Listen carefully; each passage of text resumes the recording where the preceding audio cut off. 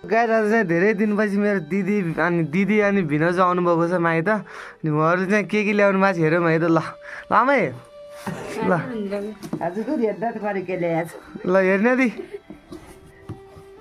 हर्ष रहेछ नि त कता कता दिने हो कता कता दियो पहिला दिने त होला अस्ति दिएन र अस्ति पटक आए बेला दियो अहिले दियो भने आज दिनु पऱ्यो नयाँ छोरी हो कहाँ दिने हो त्यही आइपुग्यो काहीँ बढ्ने त होला नि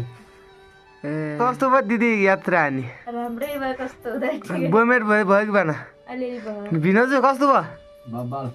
एकदम राम्रो हो ए ल ठिक छ टाढाबाट हाम्रोसँग आउनुभयो त्यही होला हामीलाई खुसीको कुरा ए के को लागि उतार्ने हो यो देउता पेट्छ न उतार्ने हो कि ल